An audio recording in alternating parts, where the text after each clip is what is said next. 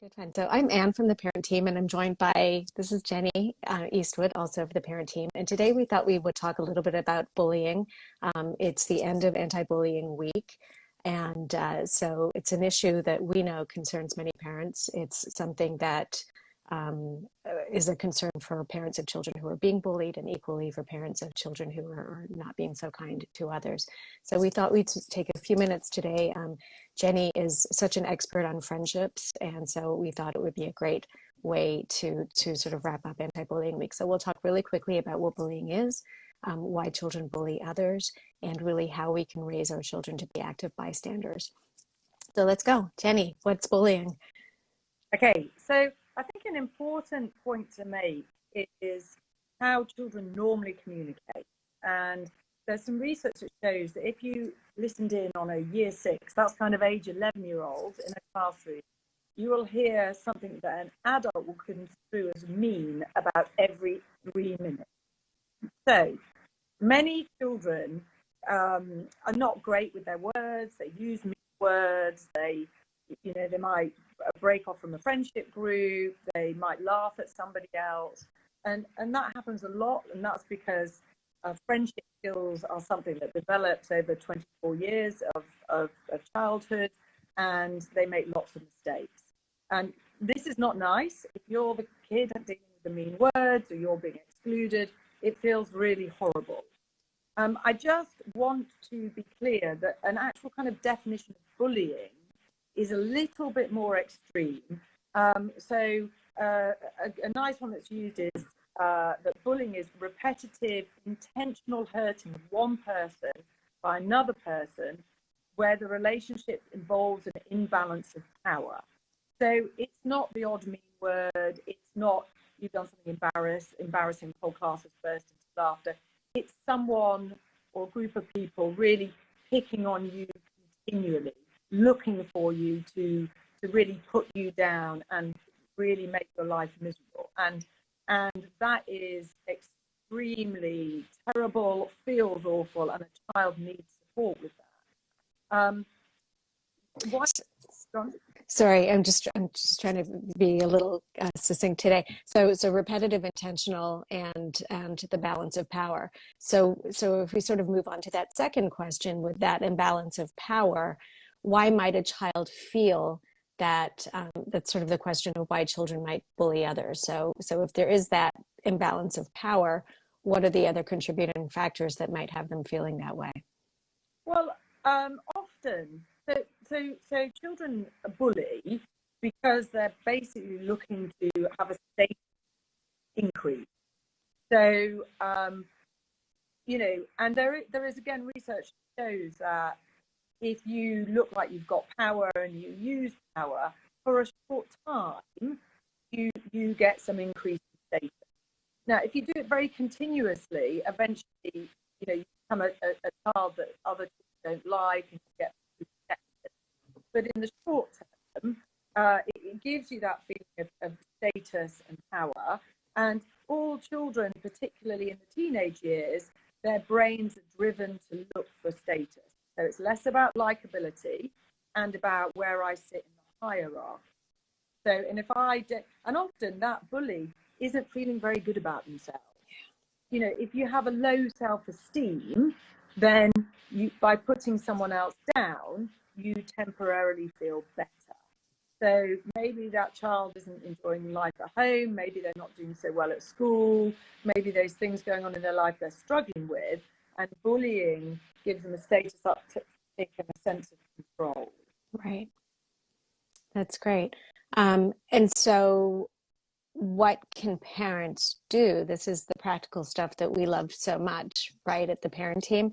What can we do as parents to raise children so that they are empowered and have some agency over themselves? So when they're witnessing a bullying situation going on, or actually being the victim of a bullying situation, what can parents do to support those children? So I would say there's about 10 to 15% of children bully or are bullied. So that leaves a really big percentage of children who aren't in the firing line, but they are bystanders. And again, what we find is that if a bystander steps in, that will normally cut the bullying episode very significantly. It will stop bullying about 80% of the time. So actually having your child be able to step in is really helpful. But there's these 4 types of bystanders. There's the passive destructive. So they stand there, they don't say anything, they don't do anything. But then you get the active destructive, and they're kind of behind the bully, egging them on. Then you've got the passive constructive. And what that means is they're not going to step in the moment, but they might go find the kid that's been the target and say something nice or conciliatory to them afterwards. But the most important and powerful one is active constructive. And that means they say, and they'll just say something like, oh, let's not waste our time with this kid, let's move on. Or, oh, you know, give it a break, let's go. You know, and so we want to support our children to be able to do that. But we have to be realistic as parents. That is a vulnerable move for a child, because maybe they get them excluded from the group. Maybe they become the target for the bullying. So again, you know, the better the self-esteem our child has, the more we talk about value, kindness. Sometimes, you know, we can role play these things with our child. So if our child comes and tells us about these instances, we can do some practice run-throughs of what you might want to be able to say as you step in. So I think a lot of children don't tell us about this stuff, though, just to be clear. And that's because often parents say, you know, ignore it or tell a teacher. And the reality is this stuff often isn't happening in the classroom. It's happening outside the school gate or in the corridor as you leave the building or at lunch break. So I think that children feel that if they tell a grown-up, all that happens is there's a big hoo-ha and it just makes it worse. Right. Well, because it's scary for parents, right? They get very protective. We're very protective of our children, and we want our children to feel safe on the playground. We don't want them to be excluded. So we want to help fix and jump in and you know, not have anybody suffering, really, but definitely not our child. And I think what happens is our child tells us something. Our limbic part of our brain, our emotional part of the brain fires up. We feel high anxiety. We want to march into the playground and tell that mean child off. We march into the teacher's, you know, staff room and say, you guys have to sort it out. But often these friendship issues, and I'm less talking about very extreme bullying here because that's slightly different, but these day-to-day mini exclusions, mini mean words, they're happening all the time, and we often don't really have the full context. So if we want to be helpful as a parent, we've got to be calm, realize that these things happen to lots of kids all the time. They're part of their growing social skills. And then when we're calm, we can be curious. You know, we can ask questions. How did it feel? Why do you think you might have done that? What's happened previously? But in a very neutral, non-judgmental tone, because our kids get very scared. We are going to just march straight in and make it much worse. So we need to be that shoulder that they can tell us and listen and bear it, but keep our emotions neutral. And then by asking them some questions, showing curiosity, it helps them think about how they might be able to handle it rather than marching in to handle it. So, and I think those tools are easily transferable, and there's probably some other stuff that you might want to do in terms of social media bullying as well, sort of online bullying, because I think that's, in addition to the playground, so much of what's going on now is taking place on the digital devices that our children have. But I think so much of what you just said is so applicable for that as well. It's the curiosity, it's the staying calm, it's the being able to have a conversation about it and empowering your children, rather than just guns a-blazing going in, blaming somebody. And we want to blame because we feel so terrible about how awful our child feels. Mm-hmm. But a lot of time what the child wants us to be able to tell us so that they can kind of drain that horrible feeling they've got, and then they feel more resilient to manage the situation. So they're looking for us often just to listen and hear and bear that, and then they feel much better, and then next day they're ready and off they go. The other thing that I try and recommend is teaching your child about attribution style. Yeah.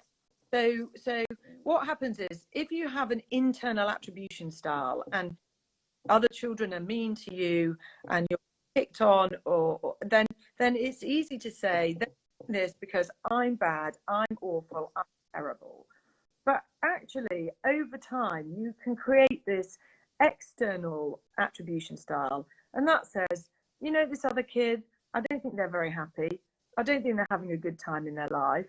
They're doing this because they're trying to increase their status. And actually, I'm just in the wrong place at the wrong time. And if it wasn't me, it would be some other kid. And again, that doesn't solve all the issues. You don't come to school and someone's mean and you go, well, never mind, they're having a terrible life. But it's just one more little tool to help your child see a bigger picture. It's also all about empathy too, right? It's just about being able to see it's not about me, it's about them, which is and I can be empathetic and compassionate towards that person, because if I go in being angry with that person and defensive, we're just getting into that battle. I think that's so great. So I think that's a great way to wrap up Anti-Bullying Week here at the Parent Team. So if you are a parent and have some concerns about bullying, please get in touch. We offer a complimentary 30-minute phone call with either Jenny, Juliet, or myself. And you can book that by going to our website, www.theparent.team. Also, some other stuff that we have coming up. We have 22nd of November. We have our Understanding and Increasing Motivation workshop. It's 8 o'clock on Zoom, GMT. And then we are already taking bookings for our next 6-week positive parenting course, which starts up in January, on the 23rd of January, also at 8 o'clock GMT PM. And if you just want to stay in touch, sign up for our newsletter, and you can do all of that on our website. Again, it's www.theparent.team. So Jenny, thanks. That was great. Hey, happy Friday, everybody. Happy Friday. Have a great weekend. Take good care. Bye. Bye.